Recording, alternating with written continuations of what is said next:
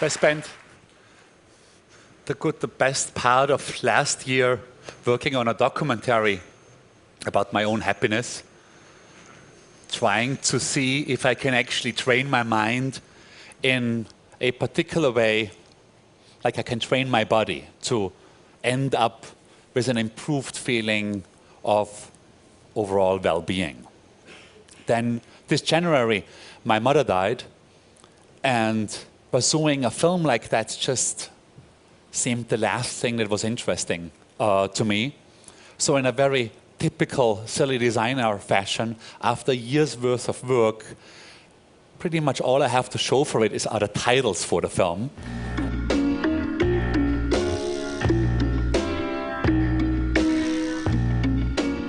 They were still done when I was on sabbatical with my company in Indonesia. You can see the first part here was designed by pigs. It was a little bit too funky, and we wanted a more feminine point of view and employed a duck who did it in a much more filigree fashion. My studio in Bali was only 10 minutes away from a monkey forest, and monkeys, of course, are supposed to be the happiest of all animals. So we trained them to be able to do 3 separate words, to lay out them properly. You can see there still is a little bit of a legibility problem there. The serif's not really in place, so of course what you don't do properly yourself has never been done really. So this is us climbing onto the trees and putting it up over the Sayan Valley in Indonesia. In that year, what I did do a lot was looking at all sorts of surveys, looking at a lot of data on this subject. And it turns out that men and women report very, very similar levels of happiness. This is a very quick overview of all the studies that I looked at. That climate plays no role, that if you live in the best climate in San Diego in the United States or in the shittiest climate in Buffalo, New York, you are going to be just as happy in either places. If you make more than $50,000 a year in the US, any salary increase you're going to experience will have only tiny, tiny influence on your overall well-being. Black people are just as happy as white people are. If you're old or young, doesn't really make a difference. If you're ugly or if you're really, really good looking, makes no difference whatsoever. You will adapt to it and get used to it. If you have manageable health problems, doesn't really matter. Now, this does matter. So now the woman on the right is actually much happier than the guy on the left, meaning that if you have a lot of friends and you have meaningful friendships, that does make a lot of difference. As well as being married, you are likely to be much happier than if you're single. A fellow TED speaker, Jonathan Haidt, came up with this beautiful little analogy between the conscious and the unconscious mind. He says that the conscious mind is this tiny rider on this giant elephant, the unconscious. And the rider thinks that he can tell the elephant what to do, but the elephant really has his own ideas. If I look at my own life, I'm born in 1962 in Austria. If I would have been born 100 years earlier, the big decisions in my life would have been made for me. Meaning, I would have stayed in the town that I was born in. I would have very much likely entered the same profession that my dad did, and I would have very much likely married a woman that my mom had selected. I, of course, and all of us are now very much in charge of these big decisions in our lives. We live where we want to be, at least in the West. We become what we really are interested in. We choose our own profession, and we choose our own partners.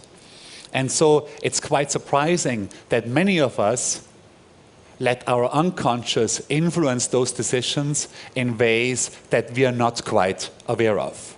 If you look at the statistics and you see that a guy called George, when he decides on where he wants to live, is it Florida or North Dakota, he goes and lives in Georgia. And if you look at a guy called Dennis, when he decides what to become, is it a lawyer, or does he want to become a doctor or a teacher, there's chances that he wants to become a dentist.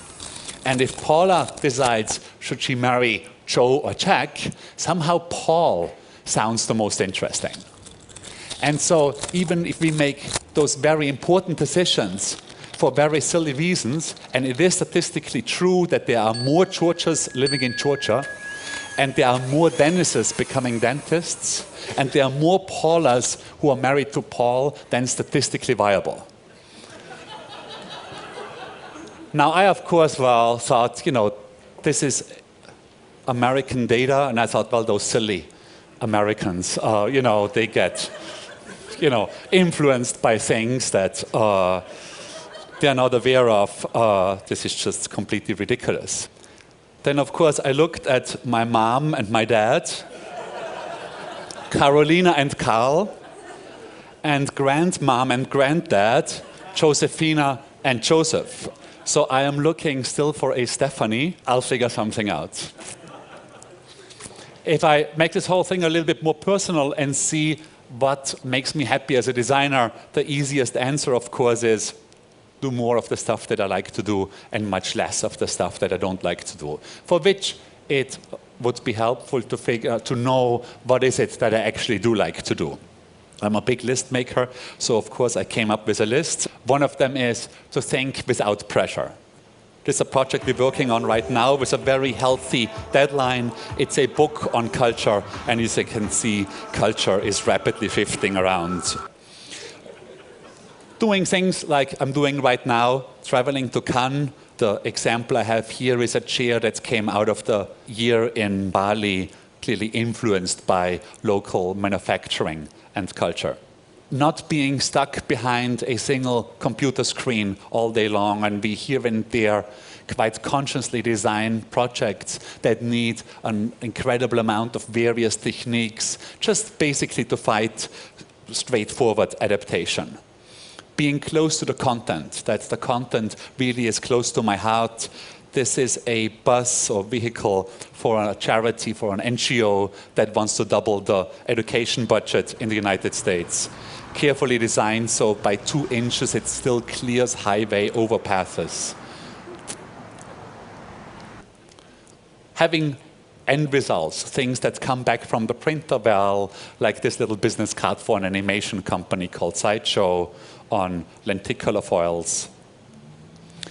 Working on projects that actually have visible impact, like a book for a deceased German artist whose widow came to us with the requirement to make her late husband famous. This came out 6 months ago and is getting unbelievable traction right now in Germany. And I think that her widow is going to be very successful on her quest. And lately, to be involved in projects where I know about 50% of the project technique-wise, and the other 50% would be new. So in this case, it's an outside projection for Singapore on these giant Times Square-like screens. And I, of course, knew stuff as a designer about typography, even though we worked with those animals not so successfully. But I didn't quite know all that much about movement or film. And from that point of view, it turned into a lovely project, but also because the content was very close. In this case, keeping a diary supports personal development. I've been keeping a diary since I was 12, and I found that it influenced my life and work in a very intriguing way. In this case also because it's part of one of the many sentiments that we built a whole series on, where all the sentiments originally had come out of the diary. Thank you so much.